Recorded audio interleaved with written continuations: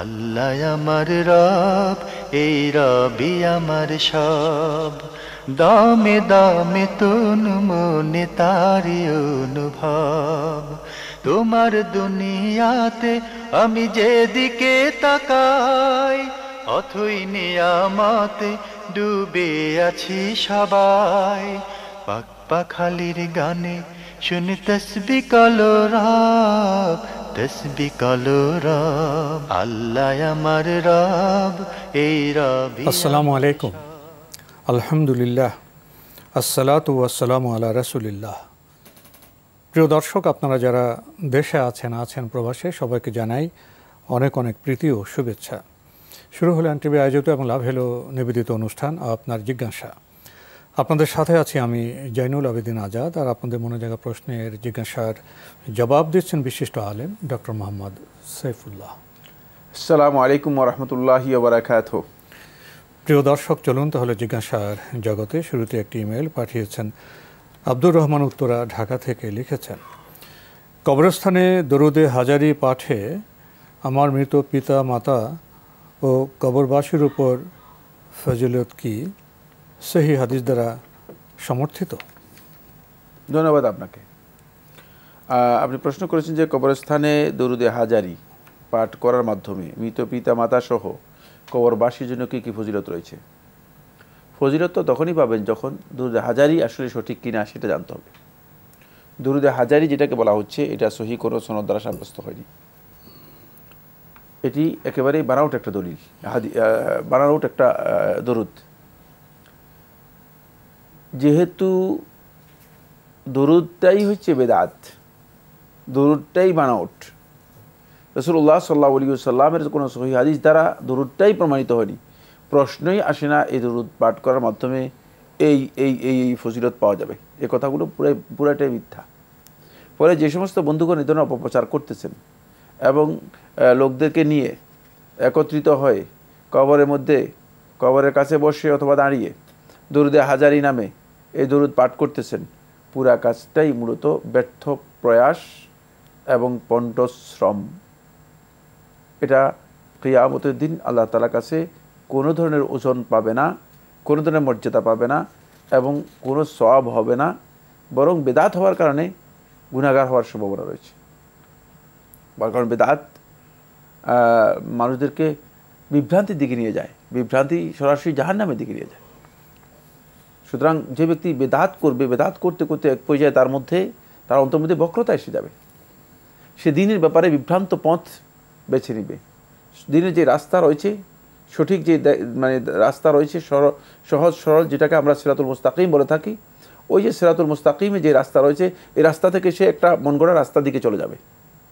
তার মন যেদিকে নিয়ে যায়, এই ধরনের একটি মন গড়া রাস্তায় চলে যাবে। তো মন গড়া রাস্তায় যখন চলে যাবে, ওই রাস্তা তাকে জাহান্নামের দিকে নিয়ে চলে যাবে। কারণ এটা তো জান্নাতের রাস্তা নয়, মিসগাইড হয়ে গেছে, অন্য রাস্তায় চলে গিয়েছে। সুতরাং এই জন্য বেদাত করলে তার পরিণতি কিন্তু জাহান্নামের দিকে তাকে ঠেলে নিয়ে যায়। এই জন্য সতর্কতা অবলম্বন করতে হবে। খবরদার, এগুলো সুন্নাহ দ্বারা সাব্যস্ত হয়নি। এগুলোর ফজিলত যারা বর্ণনা করছেন তারা মানুষদেরকে বিভ্রান্ত করছেন, হেদায়েত ভ্রষ্ট করছেন। এখন বিকাশ অ্যাপে পাবেন দেশের প্রথম ডিজিটাল লোন।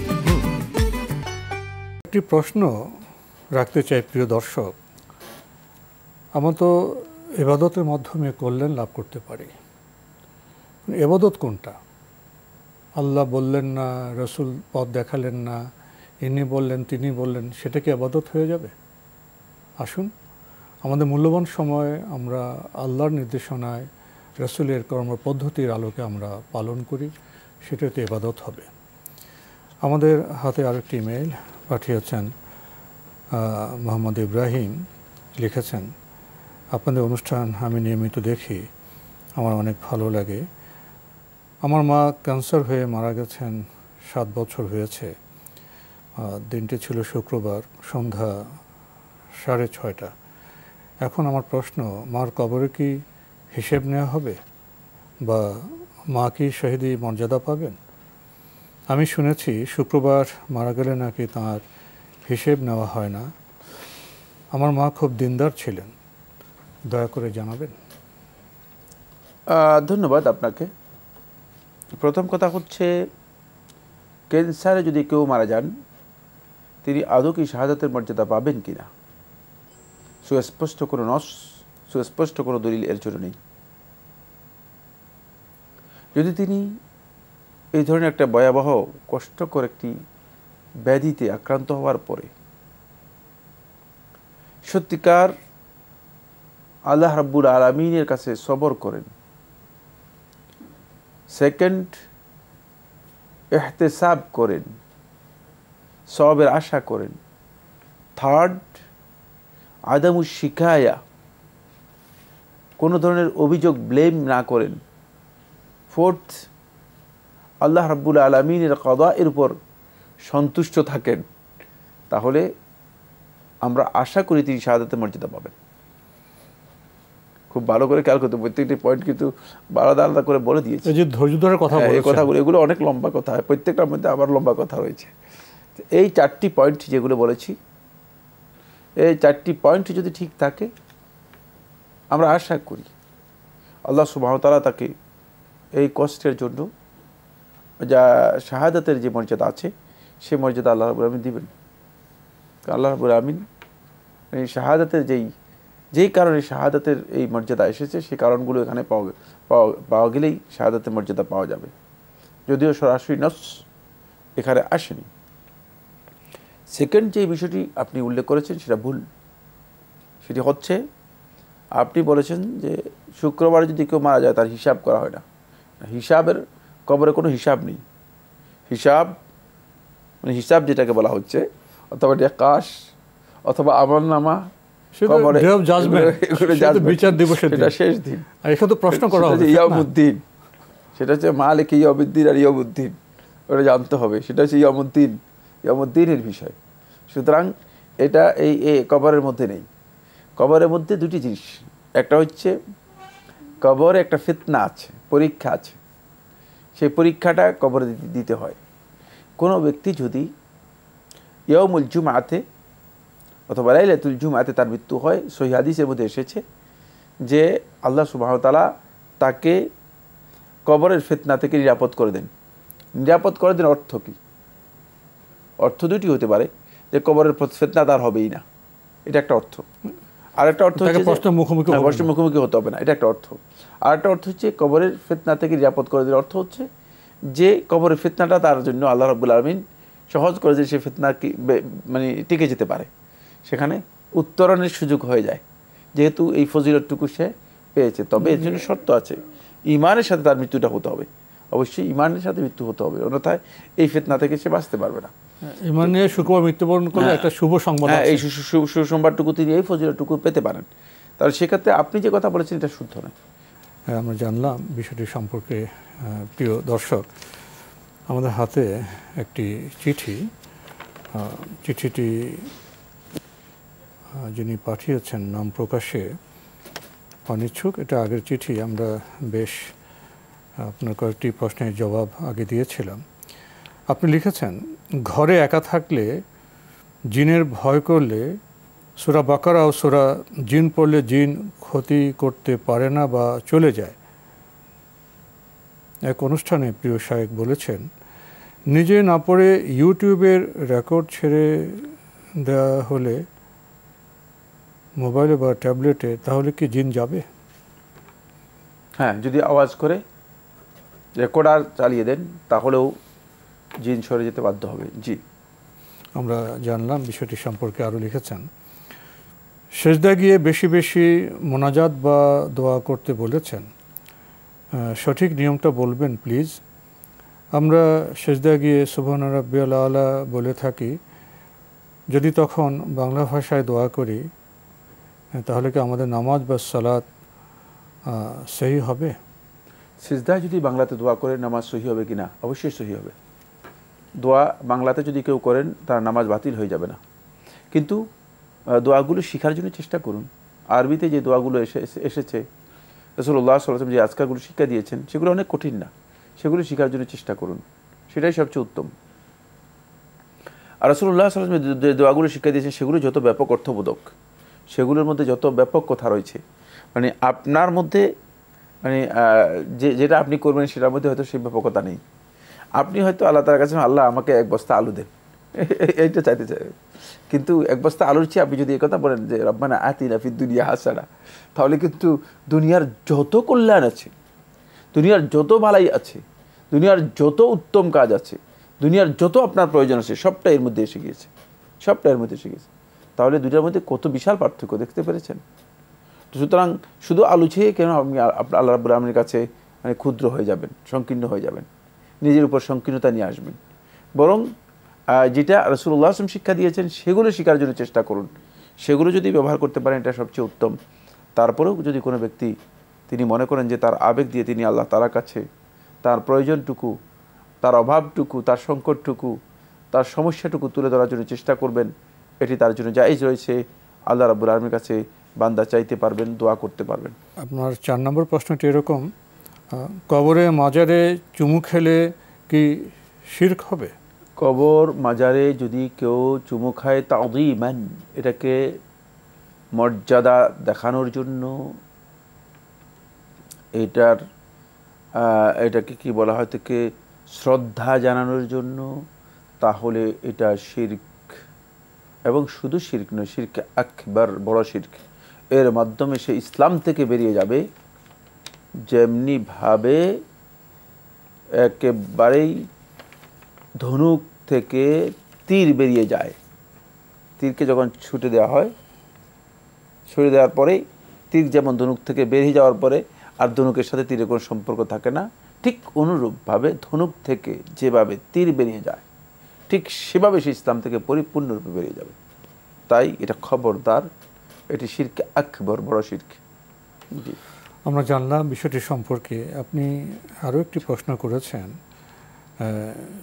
সুফিবাদীদের একটি বক্তব্য প্রসঙ্গে। তারা এভাবে বলে থাকেন যে কোরআনের আয়াত উল্লেখ করে যারা আল্লাহর রাস্তায় নিহত হয়েছেন তাদের মৃত্যু বলো না, তারা রিজেক্ট পেয়ে থাকেন ... ইত্যাদি। এই জন্য এই প্রেক্ষাপটে সুফিবাদীরা বলে থাকেন মৃত পীর দরবেশরাও জীবিত মনে করেন। আমরা জানি শহীদ বা শহীদের সমান মর্যাদা অনেকে পেয়ে থাকেন, যেমন মহানবী সাল্লাল্লাহু আলাইহি ওয়াসাল্লামের যুগে যারা জিহাদে অংশগ্রহণ করেছেন সাহাবীগণ তারা পান, তাবেই বা তাবেইন তারা পান, আগুনে পুড়ে মারা যাওয়া ব্যক্তিরা, পানিতে ডুবে মারা যাওয়া ব্যক্তিরা, পেটের পীড়ায় মারা যাওয়া বা মহামারীতে মৃত ব্যক্তিরা পান ইত্যাদি। তো এসব প্রেক্ষাপটে সুফিবাদীদের ওই যে আকীদা কি শিরকের আওতায় পড়ে? এর মর্মে কোনো সহি হাদিস আছে কি? সুফিবাদের আকীদাটা কি, আকীদাটা কি উল্লেখ করেছেন সেখানে? মৃত তাদের পীর দরবেশরা তারাও জীবিত না, এটা শিরকি আকীদা নয়, এটা হচ্ছে মানে বিভ্রান্ত পথভ্রষ্ট আকীদা, ভ্রান্ত আকীদা।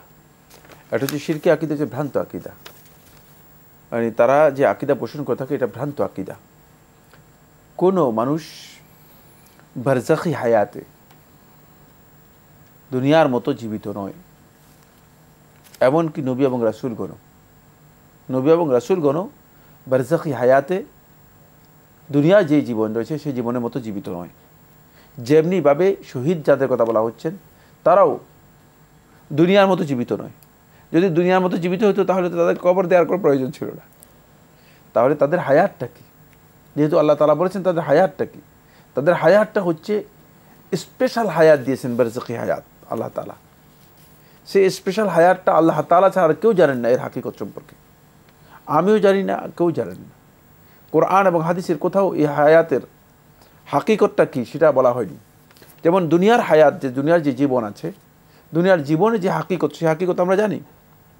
দুনিয়ার জীবনের হাকিকত হচ্ছে একজন ব্যক্তি তার যে শরীর রয়েছে, অবয়ব রয়েছে, কাঠামো রয়েছে, এটাকে তিনি সব কিছু কী করতে পারেন, ইচ্ছা মতো নিজের মানে স্বাধীন ইচ্ছা মতো সেটাকে নড়াচড়া করতে পারেন, বলতে পারেন, শুনতে পারেন, জানতে পারেন, দেখতে পারেন, খেতে পারেন, চলতে পারেন, হাঁটতে পারেন, সব।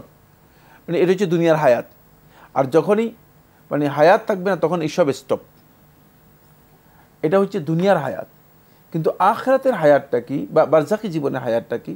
বারজাখি জীবনের হায়াতের ধরনটা আল্লাহ সুবহানাহু ওয়া তাআলা স্পষ্ট করেন নাই, আল্লাহ রাব্বুল আলামিন স্পষ্ট করেন নাই। বারজাখি জীবনের এই হায়াতটাকে আল্লাহ সুবহানাহু ওয়া তাআলা স্পেশালি শহীদদেরকে আল্লাহ রাব্বুল আমিন এমন একটি হায়াত দিবেন, যেহেতু তারা দুনিয়ার জীবনে নিজেদের নফসকে আল্লাহ রাব্বুল আমিনের জন্য সম্পূর্ণরূপে কী করেছেন, খরচ করে দিয়েছেন, শাহাদাত বরণ করেছেন। এই কারণে আল্লাহ সুবহানাহু ওয়া তাআলা তাদের এই নফসকে এমন একটা হায়াত দিবেন, যে হায়াতটা আল্লাহ রাব্বুল আমিন ছাড়া আর কেউ জানেন না। এই হায়াতের হাকিকত, এই হায়াতের কোন কেমন হবে, সেটা আর দুনিয়ার কোনো মানুষ জানেন না। এই ধরনের একটা হায়াত দিবেন।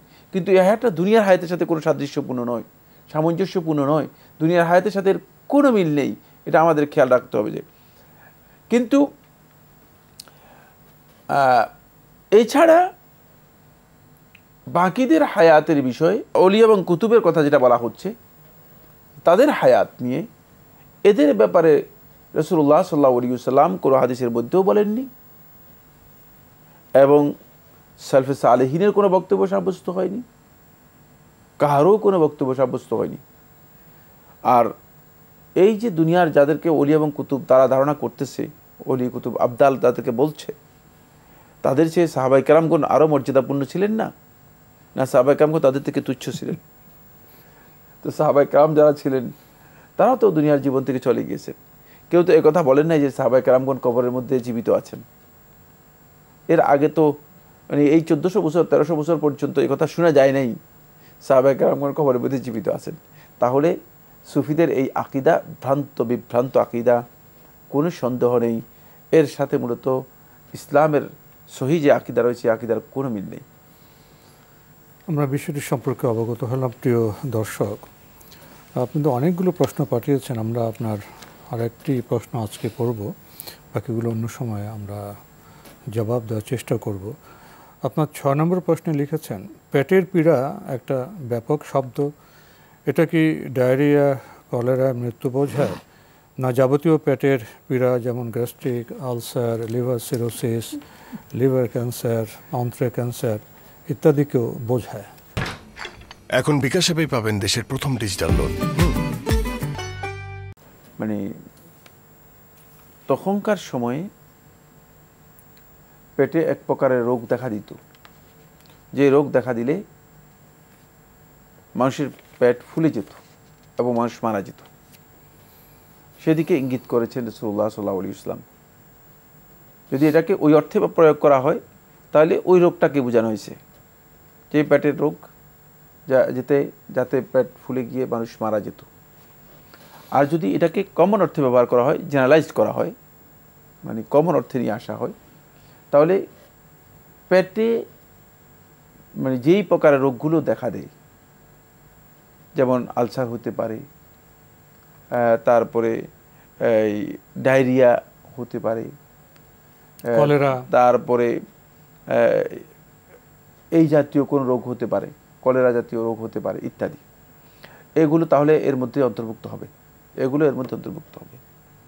আহলে হাদিসদের মধ্যে কেউ কেউ এটাকে ভিন্ন ব্যাখ্যা করেছেন। তারা বলেছেন এখানে মাবতুন বলতে বোঝানো হয়েছে আসলে মূলত ওই নারীকে, যে নারী পেটে সন্তান ধারণ করেছে, মানে গর্ভবতী ছিল, কিন্তু মানে গর্ভ এর কারণে শেষ পর্যন্ত মানে সন্তান প্রসব করতে পারেনি, মারা গিয়েছে, মানে তাকে বোঝানো হয়েছে। তার এটাও একটা এর মধ্যে অন্তর্ভুক্ত হতে পারে, এটাও এর মধ্যে অন্তর্ভুক্ত হতে পারে। বাকি যেহেতু সুস্পষ্টভাবে সুনির্দিষ্ট করে এই কথা বলার সুযোগ নেই যে পেটের পীড়া বলতে মানে এই রোগটাকে বোঝানো হয়েছে, তাহলে যদি কেউ এটাকে জেনারেলাইজ করেন, কমন অর্থ নেন, তাহলে তিনি কমন অর্থ নিতে পারবেন। তবে এর অর্থ এই নয় যে পেটের পীড়া বলতে একবারে সব কিছুকে মানে বুঝাবে, এটা এর অর্থ নয়। জি, আমরা জানলাম বিষয়টি সম্পর্কে।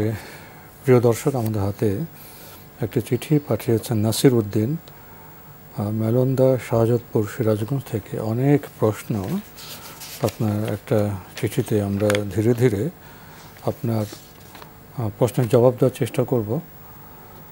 আপনি আমাদের সুস্থতার জন্য দোয়া করেছেন, আপনাকে ধন্যবাদ। আমরাও আপনার সুস্থতা কামনা করি। আপনি লিখেছেন, অন্য যারা ধর্মাবলম্বীদের তাদের দুর্গাপূজা উপলক্ষে মন্দিরের আশপাশে মেলা বসে, সেখান থেকে বিভিন্ন ধরনের খাবার ও প্রয়োজনীয় গৃহস্থালির জিনিসপত্র করলে কি হারাম হবে? কেন জায়েজ, কিন্তু একজন মুসলিমের চেতনায় এটা আসা উচিত যে আমি কি আদৌ মানে পূজার কোনো কাজে সহযোগী হব কিনা। যেহেতু আল্লাহ সুবহানাহু ওয়া তাআলা কোরআনে কারীমে ইরশাদ করেছেন ওয়ালা তাআওয়ানু আলাল ইসমি ওয়াল উদওয়ান, তোমরা পাপের কাজে, সীমালঙ্ঘনের কাজে পরস্পরকে সহযোগিতা করো না। সেক্ষেত্রে মুসলিম যদি তার চেতনা এটা আনেন যে আমি মানে আল্লাহ তাআলার অবাধ্যতা, বড় ধরনের নাফরমানি, একটি শিরকি কাজে আমি কি আদৌ সহযোগী হতে পারি কিনা, তখন তিনি এই প্রশ্নের উত্তর নিজের কাছ থেকে বের করবেন। তার ঈমানই এই প্রশ্নের উত্তর দেবে। যদি ইনকানা মুমিনান, ইন কুনতুম মুমিনিন, কোরআনে আল্লাহ তাআলা একাধিক আয়াতের মধ্যে বলে ইন কুনতুম মুমিনিন, যদি তোমরা ঈমানদার হও। কারণ তোমরা ঈমানদার হলে তোমরা এই বিষয়গুলো বুঝতে সহজ হবে। তোমাদের ঈমান ইয়ামুরুকুম ঈমানুকুম, তোমাদের ঈমান তোমাদেরকে এই নির্দেশ দিবে যে তোমরা আসলে কি এই কাজটি করতে পারো কিনা। যেখানে আল্লাহ তাআলার প্রকাশ্যে আল্লাহ তাআলার হক নষ্ট করা হচ্ছে, প্রকাশ্যে আল্লাহ রাব্বুল আলামিনের সাথে শিরক করা হচ্ছে, সেখানে আদৌ ঈমানদার ব্যক্তি সহযোগী হতে পারে কিনা। এই প্রশ্নের উত্তর যদি সত্যিকার ঈমানদার হয়ে থাকেন তাহলে নিজেকে করলে এর উত্তর পেয়ে যাবেন। বাকি ইসলামী শরিয়া হচ্ছে অনেক ওয়াইড, ইসলাম হচ্ছে অনেক প্রশস্ত। সেক্ষেত্রে যদি হালাল কোনো বস্তু হয়ে থাকে আর মার্কেটে বেচা কেনা হয়, আপনি সেখান থেকে কিনেন, এটি ইসলামে নিষিদ্ধ নয়। তো আজকে আমাদের এখানে শেষ করতে হচ্ছে। আপনাকে অনেক ধন্যবাদ। আপনাকে অনেক ধন্যবাদ। প্রিয় দর্শক, আমরা দেখছিলাম এনটিভি আয়োজিত এবং লাভ হলো নিবেদিত অনুষ্ঠান আপনার জিজ্ঞাসা। আমাদের অনুষ্ঠান আপনারা এনটিভি অনলাইনেও দেখতে পারবেন। ভিজিট করুন www.ntvbd.com। এছাড়া ইউটিউবে এবং আমাদের ভেরিফাইড ফেসবুক পেজে অনুষ্ঠান দেখতে পারবেন। শেষে এসে যেমন যে প্রশ্নটি পেলাম, শায়েখ মৌলিক জবাব দিয়েছেন। এই প্রশ্নগুলি এখনকার নয়, যে ব্রিটিশ আমলেও আমরা এই প্রশ্ন পেয়েছি। যখন একসাথে ব্রিটিশ বিরোধী আন্দোলন হয়েছে, হিন্দু মুসলিমরা মিলেমিশে ব্রিটিশদের বিরুদ্ধে জাতীয় স্বাধীনতা সংগ্রাম করেছে, সেখানে এক পর্যায়ে এসে এই পূজা পার্বণ সংস্কৃতি এসব নিয়ে কথা হয়েছে। তখন কোনো আমাদের হিন্দু যারা বুদ্ধিজীবী ছিলেন তারা খুব জ্ঞানগর্ব কথা বলেছেন। তারা বলেছেন যে হিন্দু মুসলিম একসাথে যে আমরা ইংরেজদের বিরুদ্ধে ফাইট করছি, এটার অর্থ এই নয় যে আমাদের কালচারাল ফিউশন মিশ্রণ হয়ে যাবে। তিনি বলেছেন যে কমন স্বার্থে আমরা তো ফাইট করেছি, কিন্তু এখানে একটা ফেডারেটিং ক্যারেক্টার হতে পারে, অর্থাৎ হিন্দুরা হিন্দুদের ধর্ম পালন করবে, সংস্কৃতি পালন করবে, মুসলমানরা মুসলমানদের ধর্ম সংস্কৃতি পালন করবে। এখানে ফিউশন বা মিশ্রণের যেন ব্যবস্থা না হয়, এটাই বোধহয় সঙ্গত। তাই যে প্রশ্ন এসছে সেখানে আমাদের গুরুত্বপূর্ণ বিষয় হলো এখানে কোনো ফিউশন হচ্ছে কিনা। এমনি একটা বস্তু কেনা তো একটা বিষয়, আরেকটা হলো কালচারাল ফিউশন বা মিশ্রণ হচ্ছে কিনা, সেটাই বোধহয় গুরুত্বপূর্ণ। চিঠি লিখুন, প্রশ্ন পাঠান আমাদের ঠিকানায়। পরিচালক আপনার জিজ্ঞাসা, এনটিভি, বিএসসিসি ভবন, 7ম তলা, 102 কাজী নজরুল ইসলাম এভিনিউ, কারওয়ান বাজার, ঢাকা 1215। ইমেল অ্যাড্রেস আপনার জিজ্ঞাসা @ntvbd.com। মহান আল্লাহ আমাদের সবাইকে নিরাপদে রাখুন, রাখুন শান্তিতে। আসসালামু আলাইকুম। আল্লাহ আমার রব, এই রবি আমার সব, দামে দামে তুন মনে তারি অনুভব। আল্লাহ আমার রব, এই রবি আমার সব। এখন বিকাশ অ্যাপেই পাবেন দেশের প্রথম ডিজিটাল লোন।